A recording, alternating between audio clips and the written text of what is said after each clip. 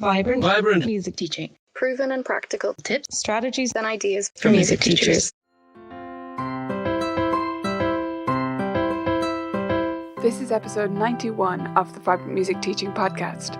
I'm Nicola Canton, and in this show we're talking about tools and gadgets and toys and how we use them in our music studios.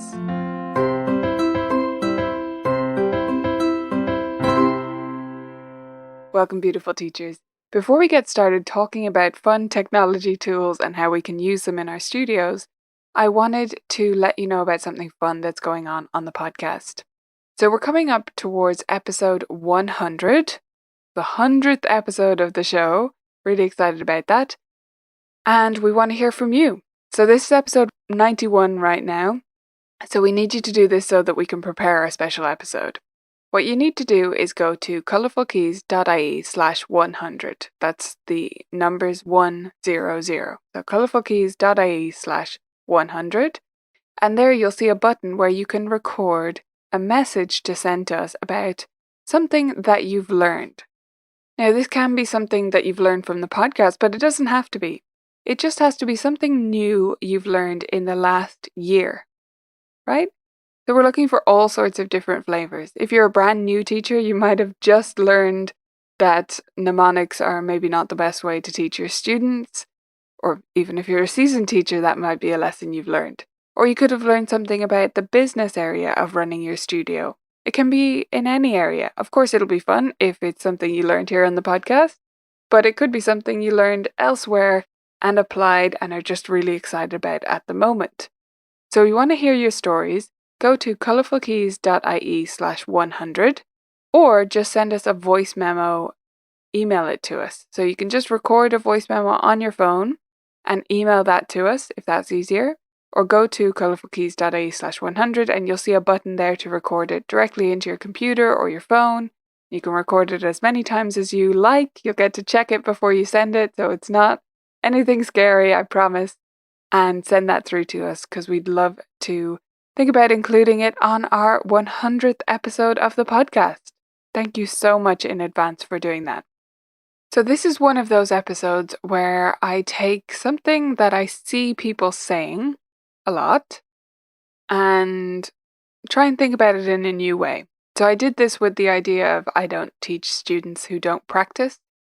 That was back a few episodes ago, back in January. And I wanted to do this today with I bought a new toy, how should I use it? And you may have never seen anyone say that. It's a variation on the theme, right?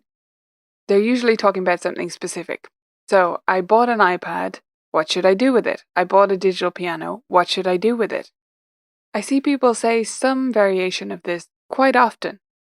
And I want us to think about it the other way around. So the toy could be an iPad, a tablet, a computer, a screen, a digital piano, as I've said, like a clavinova or something fancy like that. Some new piece of tech in any area, any type. And the question is, what should I do with it?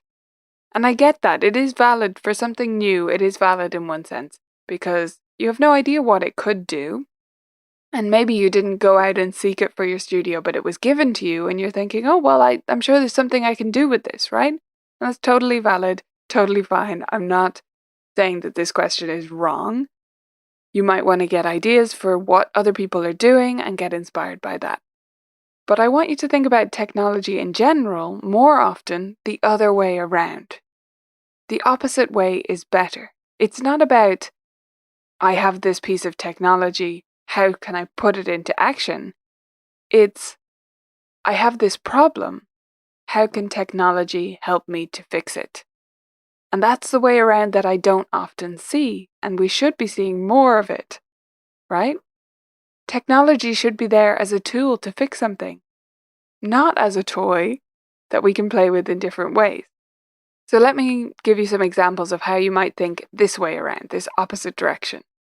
So let's say you have this problem with your students where they're just not listening to themselves. They play their pieces and they really have no awareness of what they played. They use poor tone, maybe they play a bunch of wrong notes, maybe their rhythm is atrocious, and it's not actually their skills. But you think or you suspect that it's that they're not listening while they play.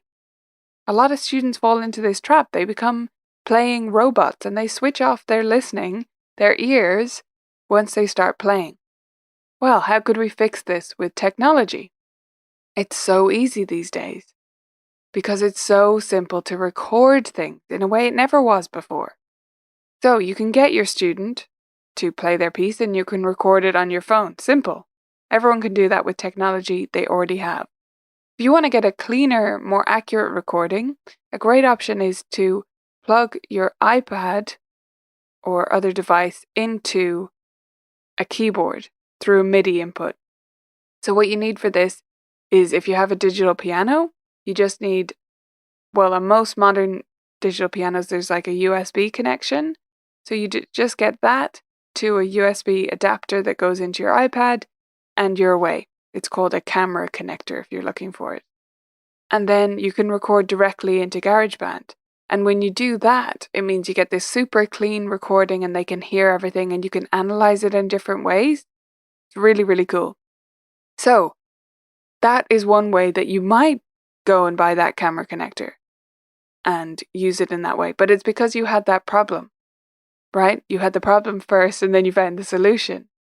You're not going to go buy a camera connector iPad thingo in the shop and then try and find a way to use it. That's completely backwards. And I don't think anyone would do that because it's an adapter, right? It doesn't look exciting. So we're not going to fall into that trap. But it's the same idea. Let's take another example. What about if you just cannot keep track of which students are doing what? It could be where they're up to in their pieces. It could be just generally things you want to remember for next week. How can you keep track of that? Well, there are tons of different ways to do this with technology. One simple thing that I do is that I make my assignment sheets in advance. You've probably heard me talk about this before. That's how I plan for my students' lessons, and it also means I know where they're up to. Even if we veer off the assignment sheet, I can easily remember that. Whereas if I had nothing, no books to refer to, no assignment sheets to refer to, I wouldn't always know where they were up to in terms of their repertoire. I would remember some of it, but not always accurately. And so you could easily implement this just with a computer. Keep a computer beside your piano and input stuff while your student is playing, so not like my system. Or you could do it like my system where you do it before the lesson and actually fill in the assignment sheets. We have some assignment sheets inside the library, which are fillable PDFs, meaning you can open them in Adobe Reader, which is free, and just type right into them. So that's one simple way that you could create all your students' assignment sheets before they come, and you can save them then so you can refer to what you wrote last week. Let's say a slightly different slant is true though. It's not that you can't keep track of their assignments or their repertoire, but that you always have little notes and you end up writing them on post-its and then the post-its get lost. Well, if that's the case, technology could help you with this too.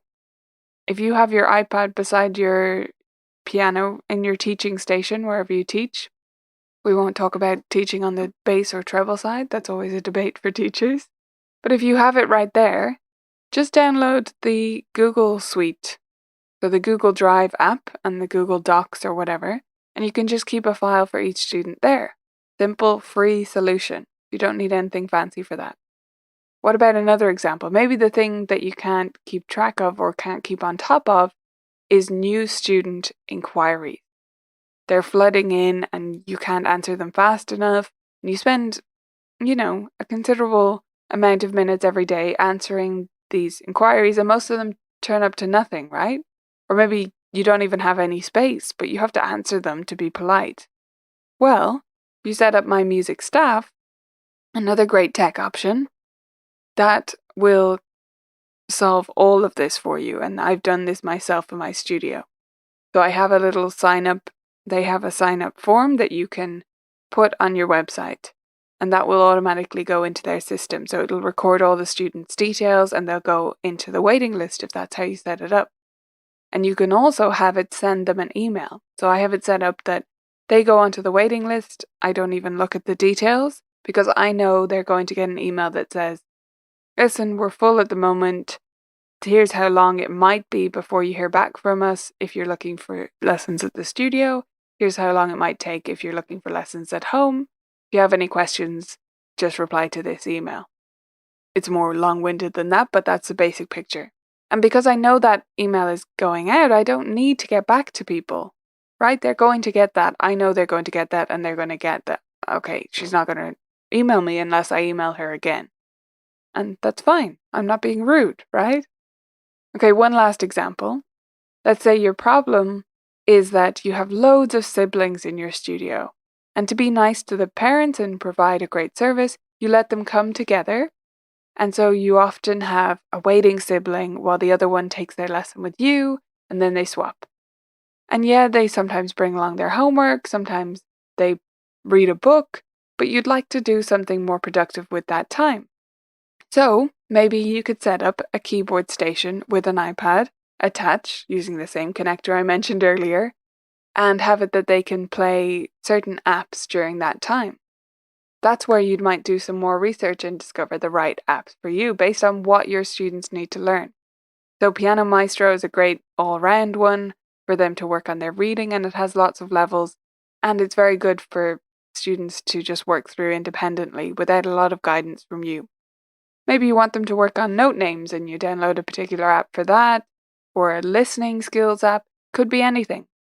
But it's based on the problems in your studio and the things you want the technology to help you with. Now, that particular problem could also be solved without technology. Most of these problems could, right? You could have a station with a ton of games from Vibrant Music Teaching and some theory books that they work through. You don't need technology for that situation, but it's one way to go, and it might be a good solution that appeals to you. Okay, so the thing I really wanted to get across to you in this episode is to think about it this way round. To start with the problem, not the solution. In most cases. Sometimes you'll get a new piece of tech and you'll want to look at fun uses for using it. But don't go and buy an iPad and then say, oh, now what can I use this for? I've heard it's good. Right? Find out that stuff first and see if an iPad is really the best solution. Maybe the things you want could actually be solved better with a digital piano or with a laptop. I don't know. That's probably not the case in your studio, but it depends what you want. So start with the problem, not the solution. What problem do you have that technology might be able to solve? Then use our Hive Mind post in the VMT Clubhouse or in Vibrant Music Studio Teachers Facebook groups and ask us what the solutions might be. What have other people done to solve this? Could be a tech answer, could be a non-tech answer, and you can pick the best fit for you. Now, just one more reminder before I let you go that we want to hear your stories for our 100th episode. Go to colourfulkeys.ie/100 and record your memo there, or email us with a voice memo attached so that we can include some of your fun stories about lessons learned in the last year for our special episode 100. That's it for this week. I'll catch you again. Bye for now. If that last example resonated with you and you have lots of siblings in your studio and you want to set up a great station and you don't necessarily want to use technology, then become a member of Vibrant Music Teaching to access all of our fun games, lots of games that work for one player as well, and that's great for setting up that sibling station or waiting student station. Sign up at vmt.ninja and we'll see you on the inside.